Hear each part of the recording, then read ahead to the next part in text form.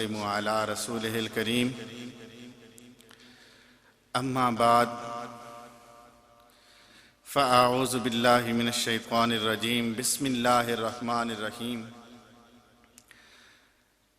والذين يقولون ربنا اغفر لنا ولإخواننا الذين سبقونا بالإيمان صدق الله مولانا العظيم وصدق رسوله النبي الكريم الأمين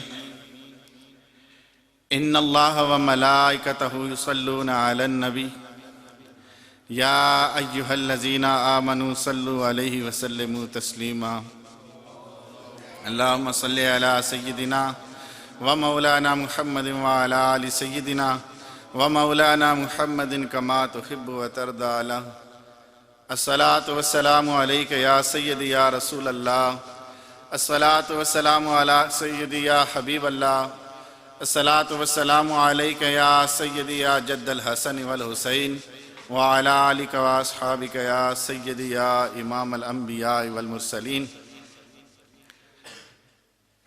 آگاہ اپنی موت سے کوئی بشر نہیں، سما 100 برس کا پل کی خبر نہیں۔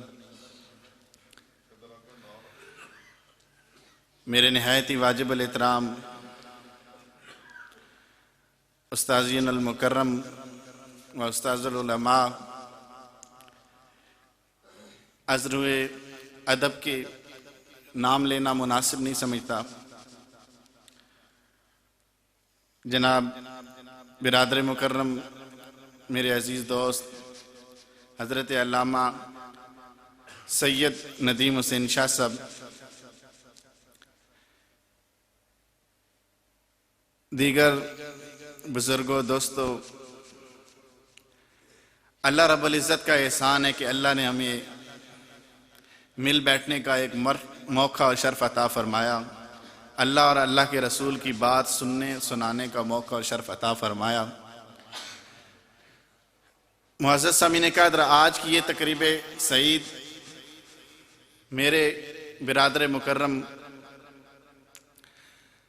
عزیز سلیمان شبیر شہید کی یاد میں اور ان کو تحفے تحائف ایصال ثواب کی صورت میں پیش کرنے کی غرض سے منعقد کی گئی ہے۔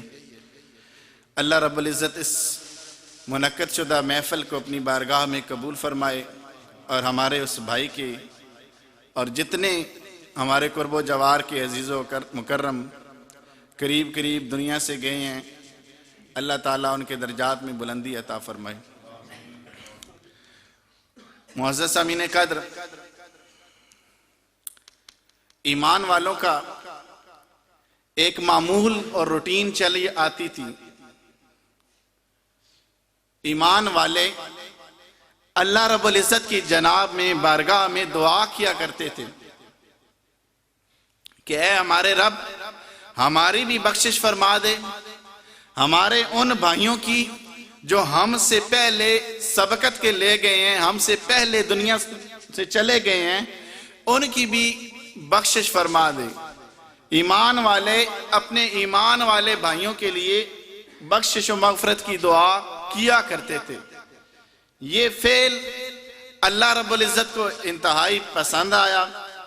اللہ نے اس مومنین کے عمل کو بطور تعریف اور استحسان کے قرآن میں یوں نازل فرما دیا کہ والذین یبیتون والذین یقولون ربنا اغفر لنا ولإخواننا الذین سبقونا بالایمان، اور وہ لوگ دعا کرتے ہیں رب ذوالجلال کی بارگاہ میں کہ اے ہمارے رب، ہماری بھی بخشش فرما دے اور ہمارے ان بھائیوں کی بھی بخشش فرما دے جو ہم سے پہلے سبقت لے گئے ہیں، ایمان کے ساتھ اس کائنات سے چلے گئے ہیں۔ تو معزز سامعین قدر، یہ عمل کرنا انتہائی عام ہے۔ میرے لجپال آقا جی صلی اللہ تعالیٰ علیہ وسلم نے ارشاد فرمایا کہ میری امت مرحومہ ہے، میری امت مرحومہ ہے، یہ کائنات سے جائے گی، گناہوں سے بھری ہوگی، لیکن جب کل بروز قیامت اٹھے گی تو بخشی ہوگی۔ صحابہ نے عرض کیا یا رسول اللہ صلی اللہ علیہ وسلم وہ کس طرح؟ آقا علیہ الصلوۃ والسلام نے ارشاد فرمایا مومنین کے استغفار کے سبب سے، ان کے صدقات و خیرات کے سبب سے۔ معزز سامعین قدر، یہ استغفار کرنا اپنے گزرے ہوئے بھائیوں کے لیے اور ان کی طرف سے صدقات و خیرات کرنا، احصال ثواب کرنا، یہ بڑا اہم عمل ہے۔ میرے لجپال آقا جی صلی اللہ علیہ وسلم نے ارشاد فرمایا کہ ایک بندہ کل کا روز قیامت اٹھے گا، وہ جب اپنے اعمال دیکھے گا پہاڑوں کی مقدار میں اسے نظر آئیں گے۔ وہ عرض کرے گا یا بار الہ، میں نے کائنات میں کوئی ایسا عمل تو نہیں کیا تھا، میرے پاس اتنا اجر و ثواب کہاں سے آ گیا ہے؟ تو رب ذوالجلال کی طرف سے اسے بتایا جائے گا کہ تو جو دنیا میں اپنا بیٹا چھوڑ آیا تھا، تو دنیا میں اپنا بیٹا چھوڑ آیا تھا، وہ تیری طرف سے استغفار کیا کرتا تھا، صدقات و خیرات کیا کرتا تھا، احصال ثواب کیا کرتا تھا، پڑھ کے تجھے بھیجا کرتا تھا تحفے تحائف۔ تو یہ سارا اس کا بھیجا ہوا عمل ہے جو آج تو ثواب کی صورت میں دیکھ رہا ہے۔ معزز سامعین قدر، اس قدر فوائد حاصل ہوتے ہیں احصال ثواب کے۔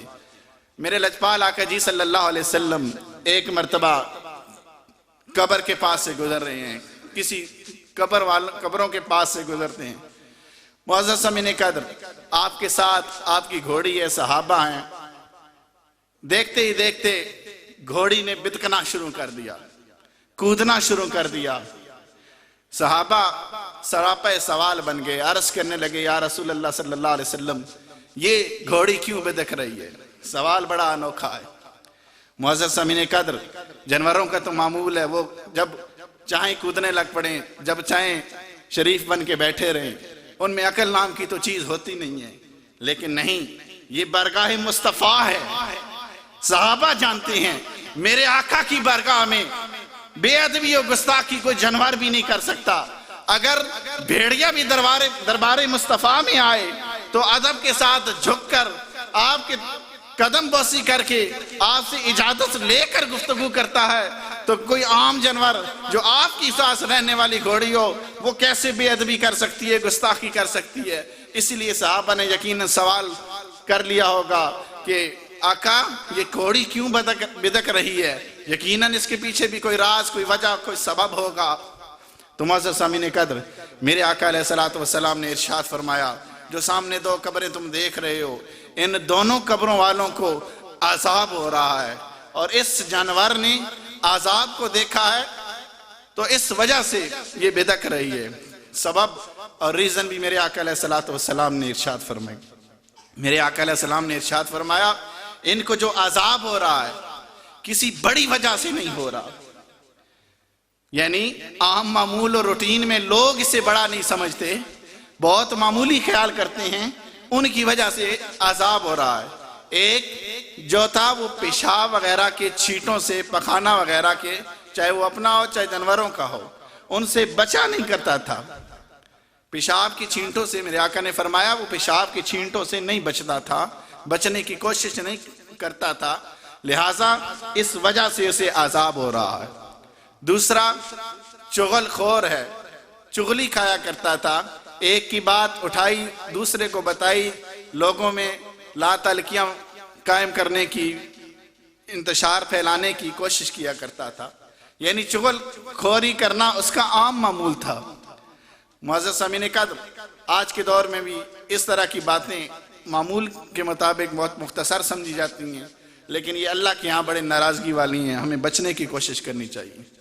معزز سامعین قدر، اس ایک حدیث کو نظر میں رکھیں، اس کے پیچھے کتنے پہلو چھپے ہوئے ہیں، کتنے راز اور کتنا عام درس و سبق ہمیں حاصل ہوتا ہے۔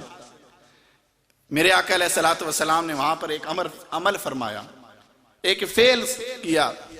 آقا علیہ السلام نے درخت کی ٹہنی کو توڑا، اس کے دو ٹکڑے کیے، ایک کو ایک قبر پر نصب کر دیا، دوسری کو دوسری قبر پر نصب کر دیا۔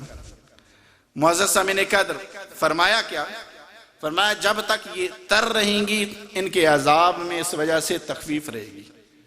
علماء اس کی وضاحت میں یہی کہتے ہیں کہ ہر تر شے اللہ تعالیٰ کا ذکر کرتی ہے، تو جب تک کوئی بھی چیز تر رہتی ہے اس میں حیات پائی جاتی ہے، تو جب وہ تری وغیرہ ختم ہو جاتی ہے تو اس سے حیات ختم ہو جائے، تب تک تر رہے گی، تب تک وہ اللہ کا ذکر کرتی رہے گی۔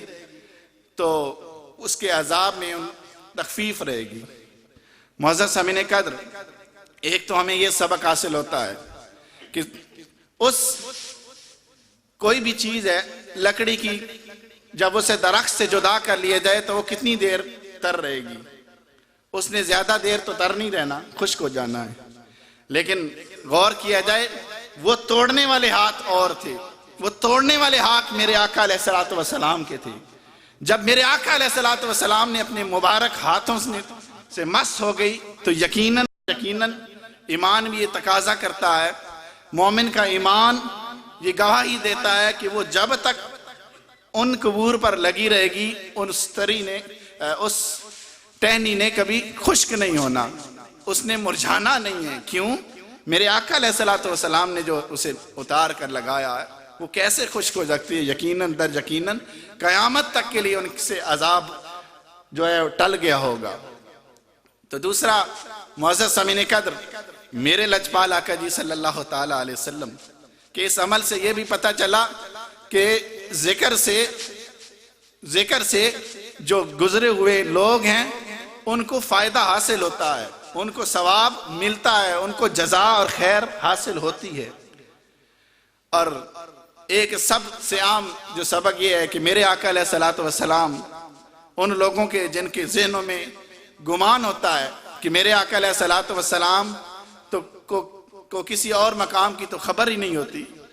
میرے آقا علیہ الصلوۃ والسلام اگر یہاں تشریف ہوں، مدینہ میں تشریف ہوں، تو مکہ کی کیسے خبر دے سکتے ہیں، یا کسی دور دراز مقام کی کیسے خبر دے سکتے ہیں؟ معزز سامعین قدر، میرے آقا علیہ الصلوۃ والسلام دنیا کے اندر موجود تشریف فرما تھے۔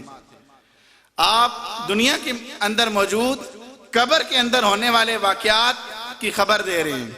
یہاں پر تینوں باتیں سامنے آتی ہیں زمانے کے اعتبار سے، ایک ماضی کی، ایک حال کی اور ایک مستقبل کی۔ ماضی کی کیا خبر دے رہے ہیں؟ میرے آقا علیہ الصلوۃ والسلام وہ بات بتا رہے ہیں کہ جس سبب سے، جس وجہ سے انہیں عذاب ہو رہا تھا نا، وہ وجہ اور ریزن بتا رہے تھے۔ ایک، پیشاب کی چینٹوں سے نہیں بچتا تھا، آقا علیہ الصلوۃ والسلام نے بتا دیا کہ دنیا کے اندر یہ معاملہ ماضی میں کیا کرتا تھا، اس کی وجہ سے اب حال میں جب وہ قبر میں موجود ہے اس پر عذاب ہو رہا ہے، اس ریزن اور وجہ سے۔ گویا میرے آقا علیہ الصلوۃ والسلام کو اللہ نے جو علم عطا فرمایا وہ حال سے بھی کبھی بعید نہیں تھا، چھپا ہوا نہیں تھا، اور ماضی سے بھی چھپا ہوا نہیں تھا، اور حال سے بھی نہیں چھپا ہوا تھا۔ اور مستقبل کے لیے بھی میرے آقا علیہ الصلوۃ والسلام جانتے ہیں کہ کیا چیز اس قبر والے کو فائدہ پہنچا سکتی ہے، کیا چیز فائدہ دے سکتی ہے۔ آقا علیہ الصلوۃ والسلام نے ایک عمل فرمایا، ٹہنی کو توڑا، اسے وہاں پر نصب کر دیا اور فرمایا جب تک وہ تر رہے گی انہیں فائدہ پہنچتا رہے گا، عذاب میں تخفیف ہوتی رہے گی۔ تو میرے آقا علیہ الصلوۃ والسلام نے تینوں زمانوں کی ایک وقت میں ایک مقام پر کھڑے خبر دے دی۔ تو معزز سامعین قدر، اللہ رب العزت کی بارگاہ میں اللہ تعالیٰ ہمارے بھائی کے درجات میں بلندی عطا فرمائے اور اسے قبر میں جوار رحمت عطا فرمائے، قبر کو تعداد نظر وسیع کا شادہ روشن فرمائے، جنت الفردوس میں اعلیٰ مقام نصیب فرمائے، اور میری حاضری کو اللہ پاک اور سب کی حاضری کو اپنی بارگاہ عالیہ میں قبول فرمائے۔